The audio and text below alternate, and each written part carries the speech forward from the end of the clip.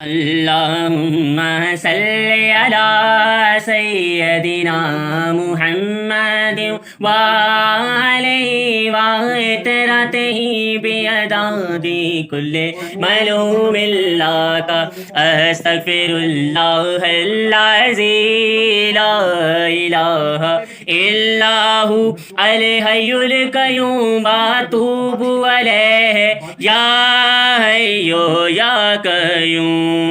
بسم اللہ اللہ السلام علیکم رب الرحیم یا رافع حسبنا اللہ ونعم الوکیل نعم المولا ونعم النصیر اللہم صلی علی محمد النبی الامی وعلی آلہ وصحبہ وبارک وسلم تسلیما۔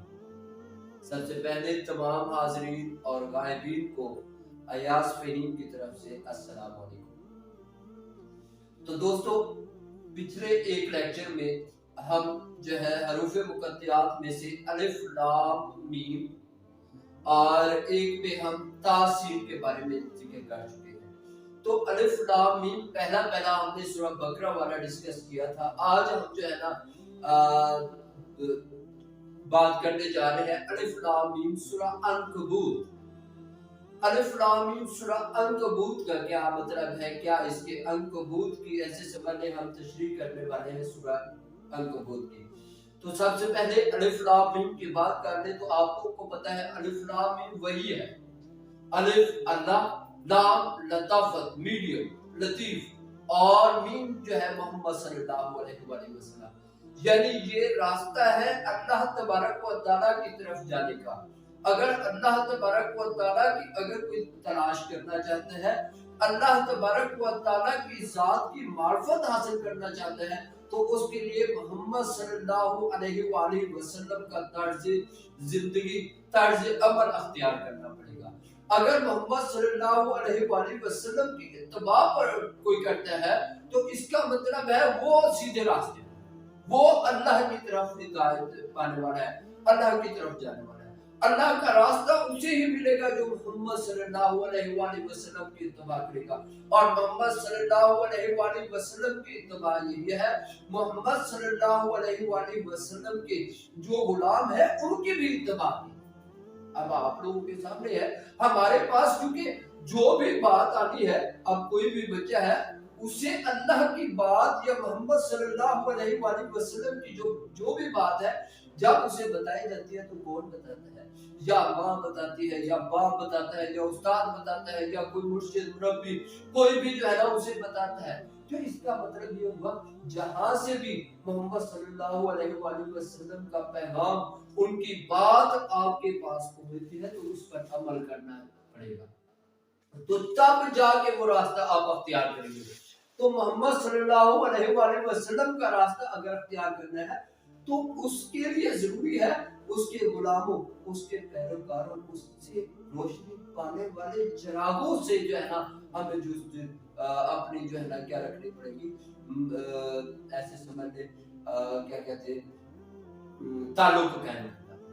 تو اسی تعلق سے ہی وہ راستہ ملتا ہے۔ تو اب اس راستے پر کیا ہونے والا ہے دیکھیں، اب سورہ عنکبوت کی اگر آپ کو پہلی جو ہے آیات کو اگر میں پڑھوں تو الف لام میم احسب الناس ان یترکوا ان یقولوا آمنا وهم لا یؤمنون وَلَقَدْ فَتَنَّا الَّذِينَ مِن قَبْلِهِمْ فَلَا يَعْلَمَنَّ اللَّهُ الَّذِينَ صَدَقُوا وَيَعْلَمَنَّ الْكَاذِبِينَ۔ تو اس میں ہے الف لام میم، کیا لوگوں نے یہ خیال کیا ہے کہ محض یہ کہنے سے کہ ہم ایمان لے آئے چھوٹ جائیں گے اور وہ آزمائے نہ جائیں گے، اور ہم تو انہیں آزما چکے جو ان سے قبل گزرے۔ سو اللہ ان لوگوں کو جان کر رہے گا جو سچے تھے اور جھوٹوں کو بھی جان کر رہے گا۔ اب یہاں سے یہ جو الف لام میم ہے یہ اس راستے کی آزمائشوں کے بارے میں بتا رہا ہے۔ دیکھیں صرف یہ کہہ دینا کہ میں محمد صلی اللہ علیہ وآلہ وسلم کا غلام ہوں، اس کا پیروکار ہوں، یا میں اللہ پر ایمان لاتا ہوں، تو اس سے بات ختم نہیں ہو جائے گی۔ نہیں، ایسا نہیں ہے، بلکہ جو بھی اس راستے کو اختیار کرے گا وہ اس کے لیے آزمائش بھی ہے، اس کے لیے کیا ہوگی؟ آزمائش بھی آئے گی. تو آزمائش جو ہے کسی بھی طریقے سے آ سکتی ہے، کسی بھی طریقے سے آ سکتی ہے.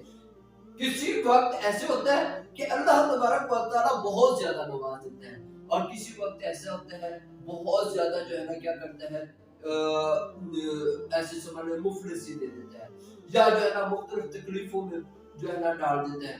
تو یہ سارے کے سارے کام ہونے والے ہیں، یہ ہوتے ہیں اس راستے پر. تو اللہ کے راستے پر جانے کے لیے یہ آزمائشوں سے گزرنا پڑے گا، کیونکہ آزمائش کے بعد ہی پتہ چلتا ہے کہ کون صحیح طرح سے ایمان لانے والا اور کون صحیح طرح سے ایمان لانے والا نہیں ہے. صرف زبان سے کہہ دینا کہ میں ایمان لایا تو اس سے بات نہیں بننے والی، بلکہ اس کے لیے آزمائش ہوگی. اس کے لیے کیا ہوگا؟ آزمائش ہوگی. اور دیکھیں، یاد رکھیں، تکلیفیں جو بھی ہیں ہماری یہ زندگی کا حصہ ہے. کبھی دکھ آ جاتا ہے، کبھی سکھ آ جاتا ہے، کبھی بیماری آ جاتی ہے، کبھی بندہ جو ہے نا صحت مند ہو جاتا ہے، کبھی بہت زیادہ مال و دولت کے انبار لگ جاتے ہیں، کبھی جو ہے نا بہت زیادہ کیا ہو جاتی ہے ایسے سے بڑے مفلسی آ جاتی ہے، کبھی جو ہے نا کیا تکلیفوں میں بندہ گر جاتا ہے، کبھی بہت زیادہ دوست ساتھ ہوتے ہیں، کبھی سارے چھوڑ کے چلے جاتے ہیں، کبھی رشتہ داروں کے ساتھ جو ہے نا کیا ہوتے ہیں اچھے تعلق ہوتے ہیں، کہیں پہ جو ہے نا تعلقات خراب ہو جاتے ہیں. دیکھیں، اگر یہ محمد صلی اللہ علیہ وآلہ وسلم کا طرز ہے تو یہ تمام کی تمام باتیں جو ہے نا بے معنی لگیں. کیوں؟ دیکھیں، اگر ہمارا تعلق، اگر ہمارے رشتے، اگر ہمارا کسی کے ساتھ جو ہے نا کیا مراسم صرف اور صرف فقط اور فقط اس بات پر ہو کہ یہ اس لیے میں کر رہا ہوں، اپنے دوستوں سے دوستیاں رکھ رہا ہوں کہ میرے محمد، میرے آقا دو عالم صلی اللہ علیہ وآلہ وسلم نے فرمایا ہے کہ دوستوں کے ساتھ اچھا سلوک کریں، لہذا میں کر رہا ہوں. میں رشتہ داروں کے ساتھ تعلقات بنا رہا ہوں اس لیے کہ رشتہ داروں کا خیال کرنے کے لیے میرے آقا دو عالم صلی اللہ علیہ وآلہ وسلم نے حکم جاری کیا، تو اس لیے میں کر رہا ہوں. تو دیکھیں، اگر کسی کو قرض دیا تو اس لیے دیا کہ میرے آقا دو عالم صلی اللہ علیہ وآلہ وسلم نے فرمایا ہے کہ قرض دو، لہذا میں دے رہا ہوں. تو اب یہ تمام کام، دیکھیں، کام ہم نے ویسے ہی کرنے ہیں، پانی بھی پینا ہے، کھانا بھی کھانا ہے، رونا بھی ہے، دھونا بھی ہے، سارا کچھ. اگر یہی سارے کے سارے کام اس لیے کر لیا جائے کہ یہ خالص میں اپنے رب کی رضا اور محمد صلی اللہ علیہ وآلہ وسلم کی اتباع کے لیے کر رہا ہوں، تو اس کا مطلب ہے یہ تمام کے تمام کام ہمارے اس راستے کی کیا ہو جائے گی؟ کڑی ہو جائے گی. اب جب یہ ہے اس راستے کی باتیں، تو لہٰذا یہ تمام کی تمام تکلیفیں بھی کیا ہو جائیں گی؟ بے معنی ہو جائیں گی. اب اس کو دیکھیں، کبھی کم ہوتا ہے، کبھی زیادہ ہوتا ہے، تو یہ ہمارے پاس کی بات نہیں ہے. تو یہ کس کی طرف سے ہے؟ اللہ کی طرف سے. اللہ جسے چاہتا ہے رزق جتنا دے دیتا ہے، جس کسی کو کام دے دیتا ہے، جس کسی کو کیا کر دیتا ہے زیادہ دے دیتا ہے. تو یہ اللہ کا کام ہے. اسی طرح سے اللہ تبارک و تعالیٰ فرماتے ہیں فَابْتَغُوا عِندَ اللَّهِ الرِّزْقَ وَاعْبُدُوهُ وَاشْكُرُوا لَهُ إِلَيْهِ تُرْجَعُونَ. تو تم لوگ رزق اللہ کے ہاں تلاش کرو اور اسی کی عبادت کرو اور اس کا شکر ادا کرو، اسی کے پاس تم کو لوٹ کر جانا ہے. اب یہ دیکھیں، ہمارا رزق، ہمارا سارا کچھ کس کے پاس ہے؟ اللہ کے پاس ہے. تو لہٰذا اللہ کی طرف ہی ہمیں جو ہے نا کیا کرنا چاہیے؟ رجوع کرنا چاہیے. جانا بھی اسی کی طرف ہے. ہم پیدا ہونے سے لے کر مرنے تک ہر وقت رزق کی جستجو میں رہتے ہیں. عہدہ مل جائے کسی بھی طریقے سے، ہم جو ہے نا کیا ہو جائے، لوگوں میں عزت مل جائے، وقار مل جائے، بادشاہت مل جائے، حکومت مل جائے، سارا کچھ مل جائے، لیکن اس کے لیے ہم کیا کرتے ہیں؟ تدبیر کرتے ہیں، محنت کرتے ہیں، سارا کچھ کرتے ہیں. اگر یہی محنت اس عہدے دینے والے، اس رازق کی طرف، اس جو ہے نا عزت دینے کی طرف، عظمت دینے والے کی طرف اور اس حکومتوں کے مالک کی طرف اگر رجوع کیا جائے، تو کیا کہنا ہے؟ وہ سب سے بہترین عمل ہوگا جس سے ہمیں یہ تمام کی تمام چیزیں جو ہم چاہتے ہیں وہ ہمیں مل جائیں گی. تو اس لیے دوستو، کرنا کیا چاہیے؟ اس اللہ کی طرف کیا کرنا چاہیے؟ وہ کرنا چاہیے، منہ رکھنا چاہیے، اور اسی کی طرف ہمیں جو ہے نا کیا کرنا چاہیے؟ زیادہ سے زیادہ رجوع کرنا چاہیے.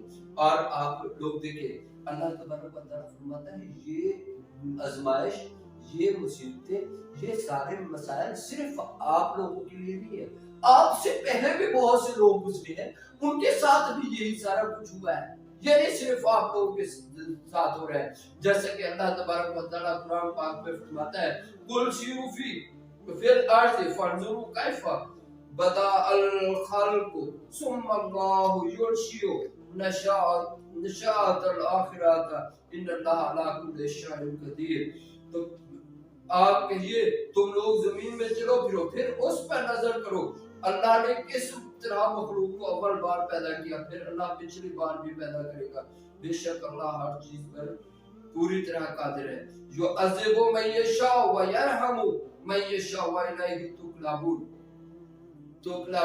تو عذاب دے گا اسے جس کی بابت اس کی مشیت ہوگی، اور رحم کرے گا اس پر جسے وہ چاہے گا، اور اسی کے پاس تم سب کو لوٹ کر جانا ہے۔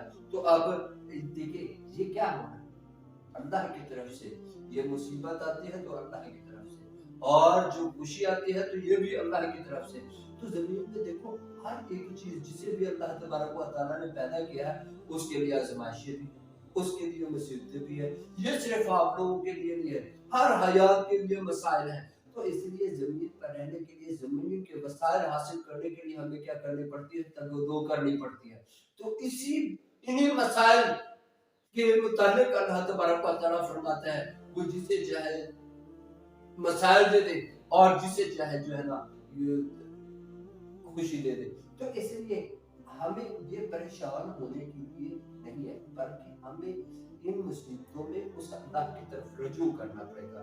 اب آپ لوگ دیکھیں، اگر ہمارے پاس دیکھیں یہ تمام کی تمام اگر مصیبت آ گئی، فرض کیا مصیبت آ گئی، تو مصیبت آنے کے بعد کیا کوئی ایسا ہے جو اس مصیبت کو ٹال دے، وہ مصیبت جو میرے اللہ کی طرف سے آئی ہو اور وہ ٹال دے؟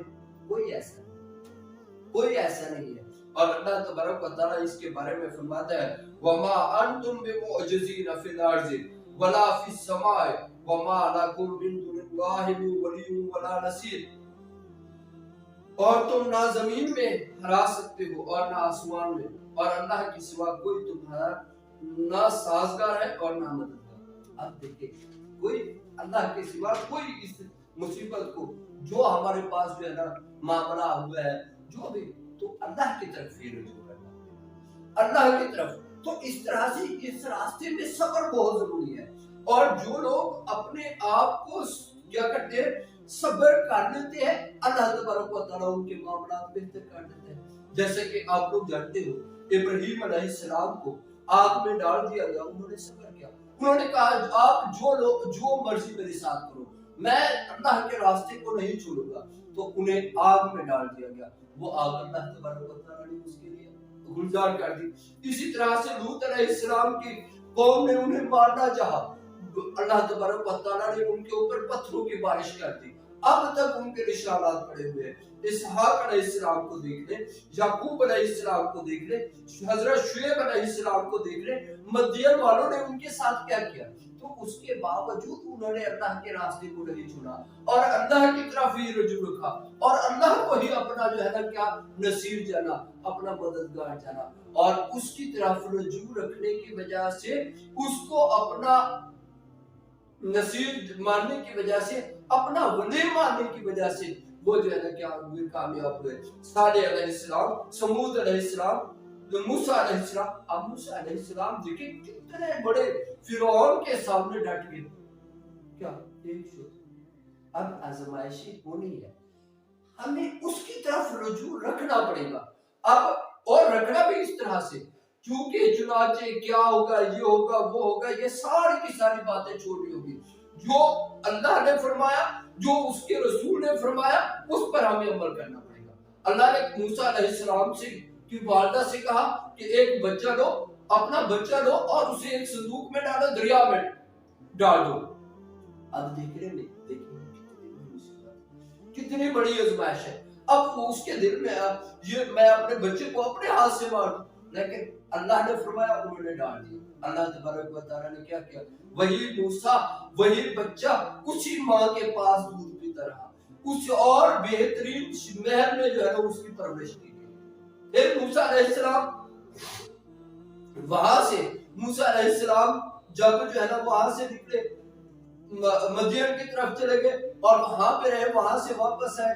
अल्लाह तबारक व तआला ने फरमाया जाओ मूसा फिरौन के पास और जाके उनसे जो है ना क्या करो, बात करो, उसे कहो बनी इस्राएल की को जो गुलाम है उन्हें वापस कर दो। तो मूसा अलैहिस्सलाम चले गए। अब मूसा उस वक्त डर रहे थे, लेकिन जब वहां पे गए अल्लाह तबारक व तआला ने फरमाया कि मैं तुम्हें कह रहा हूं जाओ जाओ, इसका मतलब है जाना है। गए तो अल्लाह तबारक व तआला ने उनकी मदद की। वही मूसा उनके पीछे दौड़ा। फिर अल्लाह तबारक, सारी कौम, सारे लोग, उनकी कौम डर रही थी कि आगे समंदर है और पीछे फिरौन, हम तो अब मार ही गए, मूसा ने हमें मरवा ही दिया। लेकिन अल्लाह तबारक व तआला क्योंकि मूसा अलैहिस्सलाम के साथ थे, तो मूसा अलैहिस्सलाम ने अपनी कौम से कहा कि आप घबराओ नहीं, मेरे पीछे चलो। अल्लाह ने फरमाया लो आसा मारो मूसा। इसी समंदर पर मूसा ने वही आसा मारा तो उसने रास्ता दे दिया, वो कौम उसमें से गुजर गई। आप कहने का मतलब ये है, देखिए अपने अपने मोहम्मद, अपने जो है ना मुरब्बी, जो उस वक्त उनके पास मोहम्मद सल्लल्लाहु अलैहि वसल्लम की सूरत में या उनके रोशनी से रोशन होने वाले चिराग की सूरत में थे, उनकी बात माने और वो मुसीबत से निकल गए। तो याद रखिए जो भी मोहम्मद सल्लल्लाहु अलैहि वसल्लम के रास्ते पर चलेगा और उसके गुलामों या उससे रोशन चिरागों की बात मानेगा, वो मुसीबतों से निकल जाएगा। और जो लोग शैतान के पैरोकार हैं या वो लोग जो किसकी तरफ जाते हैं, इनको छोड़कर, इन चिरागों को छोड़कर किसी और की तरफ जाते हैं, तो उनके लिए तो फिर सिर्फ यही कहा जा सकता है कि वो बेवकूफ है। वो क्या है? बेवकूफ है। और उनको ये ख्याल है कि वो जो है ना क्या करेंगे, निकल जाएंगे। हालांकि ऐसा कभी नहीं हो सकता। और इनके बारे में अल्लाह तबारक व तआला फरमाता है, अल्लाह तबारक व तआला फरमाता है मासलुल लज़ीना नत्तखज़ु मिन दुनिल्लाहि औलिया कमासलुल अनकबूत इत्तखज़त बैतन व इन्ना औहनल बुयूत ला बैतुल अनकबूत लौ कानू यअलमून इन्नल्लाह यअलमु मा यदऊन मिन दुनिही मिन शैइन व हुवल अज़ीज़ुल हकीम। तो इन्हीं के बारे में अल्लाह पाक फरमाते हैं जिन लोगों ने अल्लाह के सिवा और कारसाज तजवीज कर रखे, उनकी मिसाल मकड़ी की सी मिसाल है।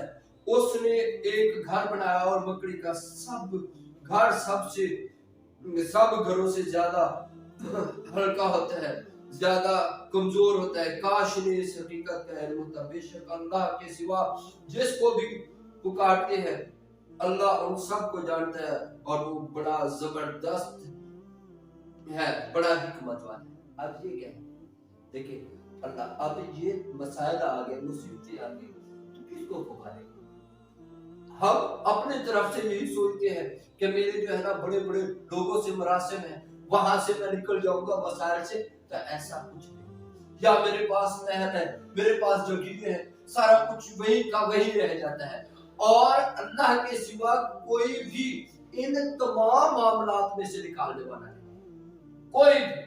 सिर्फ एक अल्लाह या उसका पसंदीदा बंदा या उसका जो है ना रसूल सल्लल्लाहु अलैहि वसल्लम, यानी मोहम्मद सल्लल्लाहु अलैहि वसल्लम और मोहम्मद सल्लल्लाहु अलैहि वसल्लम के कोई भी चिराग, वही मुसीबत से, वही मसाइल से, वही जो है ना इन फितरों से हमें बचा सकता है। क्योंकि इसके अलावा बाकी जितनी भी हमारे पास शेल्टर है, जितनी भी हमारे पास पनाहगाहें हैं, वो सारी की सारी ऐसे ही है जैसे बकरी का जाला। मकड़ी के जाले में क्या सहना है, एक फूंक मारो वो तबाह हो जाता है। तो इसका मतलब है ये तमाम के तमाम शेल्टर, ये तमाम के तमाम पनाहगाहें बिल्कुल फजूल है। एक पनाह ही सबसे अच्छी है और वो मेरे अल्लाह की, और वो मेरे अल्लाह की और उसके रसूल की और उसके पसंदीदा बंदों की, और उन्हीं की पनाह में ही बंदा जो है ना क्या कर सकते हैं, अपने आप को इन मुसीबतों से बचा सकता है। तो याद रखें अल्लाह तबारक व तआला जो है ना, जब हम जो है ना क्या करते हैं उसकी तरफ मुंह कर लेते हैं, اس کی طرف جو ہے نا کیا کر لیتے ہیں، رجوع کر لیتے ہیں، تو پھر اللہ تبارک و تعالی ہمارے لیے ہر ایک بات کو کھول دیتا ہے، پھر ہر ایک بات کو کھول دیتا ہے، اور اس طرح سے ہر ایک مسئلہ ہمارا جو ہے نا کیا ہونا شروع ہو جاتا ہے، حل ہونا شروع ہو جاتا ہے، اور اسی طرح سے ہم ان مصیبتوں سے، ان مسائل سے کیا کر لیتے ہیں،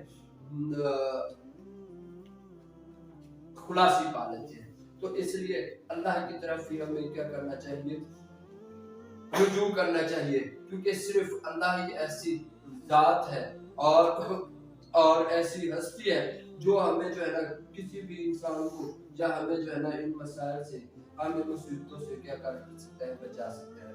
تو یاد رکھیں، یہ زندگی، یہ موت ساری اللہ کی طرف سے۔